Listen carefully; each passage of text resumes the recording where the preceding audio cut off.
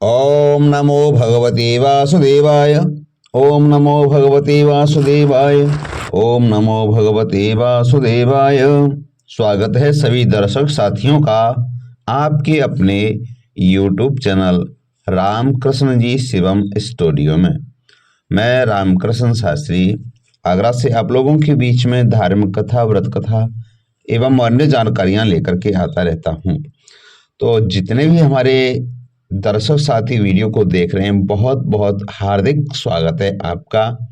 और आज की जो जानकारी लेकर के आए हैं, जो माघ मास में षटतिला एकादशी आने वाली है, उसका शुभ मुहूर्त क्या है, पूजा विधि क्या है, महत्व क्या है, षटतिला एकादशी का नाम षटतिला क्यों पड़ा, इसका महत्व क्या है और इस दिन हमें क्या करना चाहिए, इसका उपाय क्या है, ये बहुत ही महत्वपूर्ण जानकारी आज की वीडियो में देने वाले हैं। तो वीडियो को स्किप न करें और अभी तक चैनल को सब्सक्राइब नहीं किया हो तो प्लीज चैनल को जरूर सब्सक्राइब करें, बेल को प्रेस करके रखें जिससे नोटिफिकेशन मिले और आपको जानकारी प्राप्त होती रहे। चलिए ज़्यादा समय नहीं लेते हुए प्रारंभ करेंगे। माघ मास एकादशी, कृष्ण पक्ष की एकादशी को षटतिला एकादशी क्यों कहा गया है, इसका नाम षटतिला क्यों पड़ा, तो ये बहुत ही महत्वपूर्ण जानकारी है। आज जानते हैं पूरी जानकारी। ये षटतिला एकादशी माघ महीने के कृष्ण पक्ष की एकादशी होती है और इस दिन भक्त 6 तरीकों से तिल का उपयोग करके भगवान विष्णु की पूजा करते हैं। षटतिला का अर्थ होता है 6 तिल, यानी षट माने 6, तिला माने तिल, इसलिए इस एकादशी का नाम षटतिला एकादशी पड़ा। आइए अब जानते हैं षटतिला एकादशी का बेहद शुभ दिन माना गया है। इस दिन दुनिया भर के भक्त षटतिला एकादशी व्रत उपवास रखते हैं और भगवान श्री विष्णु हरि की को प्रभावित करने और उनका आशीर्वाद प्राप्त करने के लिए उनकी पूजा करते हैं।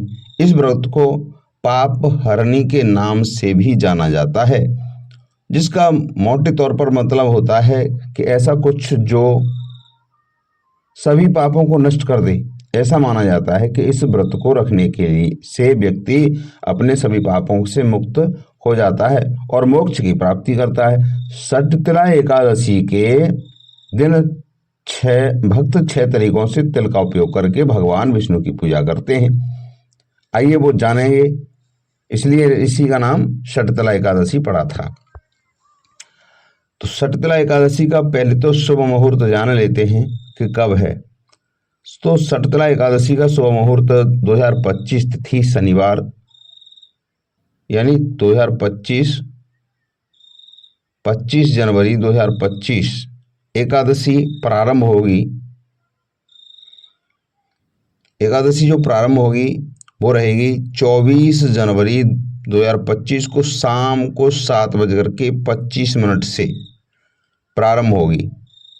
तो उदया तिथि के अनुसार एकादशी 25 जनवरी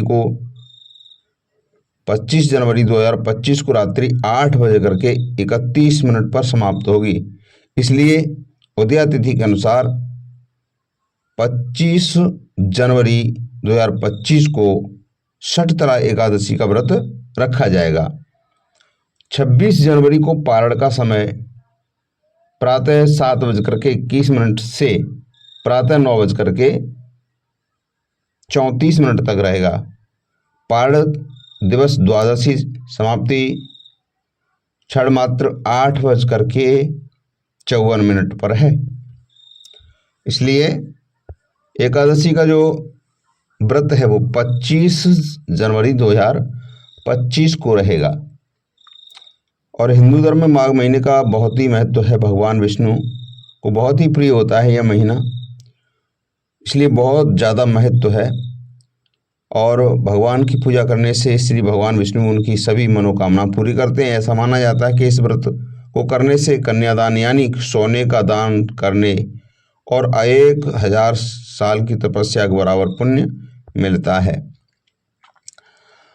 षटतिला एकादशी में तिल की भूमिका क्या है? तिल को तिल के नाम से जाना जाता है, इसलिए इस दिन को षटतिला एकादशी के नाम से जाना जाता है। आइए बात करते हैं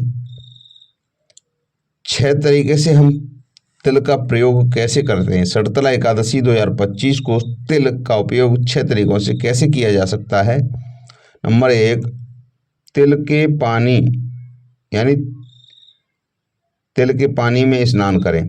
अरे जल डालने उसमें तेल डालने से स्नान करें, ये तरीका है। तिल के उपटन पेस्ट का उपयोग करें। तिल के पूजा में तिल का उपयोग करें। तिल का पानी पिएं। तिल का दान करें। तिल की मिठाई और व्यंजन बनाएं। ये 6 तरीके हैं। एकादशी व्रत की विधि। एकादशी व्रत की विधि माघ मास की 10वीं तिथि की रात्रि से ही शुरू हो जाती है। मान्यता है कि इन तिथियों का पूरी श्रद्धा से पालन करने से व्यक्ति के जीवन में सुख समृद्धि आती है। और आइए शर्तला एकादशी के किन किन विधियों का पालन करना चाहिए। 10वीं तिथि के सूर्य अस्त के बाद व्रती को भोजन नहीं करना चाहिए। नारद पुराण के अनुसार इस दिन व्रत को सुबह जल्दी उठ करके दैनिक कार्यों से निवृत्त होकर के तिल युक्त जल से स्नान करना चाहिए और स्नान करने के बाद भगवान विष्णु का ध्यान करें और व्रत का संकल्प लें। अपने मंदिर में भगवान श्री विष्णु हरि की मूर्ति या चित्र स्थापित करें। मूर्ति और उसके आसपास तिल और गंगाजल छिड़क कर मूर्ति या चित्र का पंचामृत से स्नान कराएं। इसमें तिल अवश्य शामिल होना चाहिए। घट स्थापना के बाद घी का दीपक जलाएं और धूप बत्ती जलाएं और भगवान को तिल के साथ फूल मिठाई अर्पित करें। विष्णु सहस्त्रनाम का जाप करें और पूजा करें। घर के मंदिर में भगवान श्री विष्णु की मूर्ति के सामने विष्णु आरती का पाठ करने की सलाह दी जाती है। इस दिन तिल का दान करना चाहिए। बहुत ही महत्वपूर्ण अनुष्ठान माना जाता है, क्योंकि ऐसा माना जाता है कि आप जितने तिल दान करते हैं उतने ही दिनों तक स्वर्ग में रहते हैं। तो ये जानकारी आपको मिली। शर्तला एकादशी पर कुछ ऐसा संयोग बन रहा है कि शर्तला एकादशी पर चंद्रमा जल तत्व की राशि वृष में होगा और चंद्र और मंगल का संबंध भी बना रहेगा। इस दिन सूर्य उत्तराषाढ़ा नक्षत्र में होगा, जिससे स्नान और दान विशेष लाभकारी होगा। इस बार के स्नान से शनि की समस्या कम होगी, साथ ही कुंडली के दुर्योग भी नष्ट होंगे। चलो जान लेते हैं छोटी सी 61 एकादशी की कथा तो और भी विस्तार से है, लेकिन बहुत संक्षिप्त में सुनाएंगे। एक समय की बात है कि एक ब्राह्मण की स्त्री अपने पति की मृत्यु के उपरांत अपना सारा वक्त भगवान विष्णु की आराधना में लगा रही थी। एक बार उसने पूरे महीने भगवान विष्णु की उपासना की और तुरंत दान पुण्य ना करने से उसका सारा पुण्य अधूरा ही रह गया। ऐसा देख लक्ष्मीपति भगवान विष्णु स्वयं उसकी कुटिया में एक भिक्षुक का वेश बनाकर आए और उन्होंने स्त्री से भिक्षा मांगी। तब उसने भिक्षुक के हाथ में एक मिट्टी का डेला थमा दिया। यह देख भगवान विष्णु वहां से अपने बैकुंठ वापस लौट आए। कुछ समय बाद उस स्त्री की मृत्यु हो गई और वह लोक पहुंची, भगवान के लोक पहुंची। तो उसने अपनी कुटिया खाली देख घबराकर भगवान विष्णु के पास पहुंची और कहने लगी, हे प्रभु, मैंने पूरा जीवन आपकी पूजा उपासना की, फिर भी मुझे खाली कुटिया क्यों मिली। तब भगवान विष्णु ने उसे अन्न दान ना करने और उसके हाथ पर मिट्टी का डेला देने की बात बताई और कहा कि जब देवकन्या तुमने मिलने आए तो तुम अपना द्वार खोलना।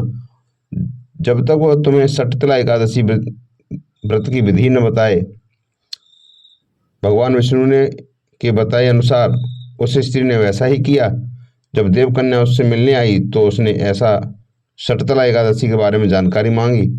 फिर पूरे विधि विधान के साथ शर्तला एकादशी का व्रत किया, जिसके प्रभाव से उनकी कुटिया में अन्न भर गया। इसलिए ऐसी मान्यता है कि जो व्यक्ति शटतला एकादशी का व्रत कर तिल और अन्न दान करता है उसे वैभव और मुक्ति की प्राप्ति होती है। तो शायद ये जानकारी आपको अच्छी लगी होगी। मिलेंगे अगली जानकारी के साथ, तब तक के लिए जय श्री राधे कृष्णा, हर हर महादेव, जय एकादशी मैया की।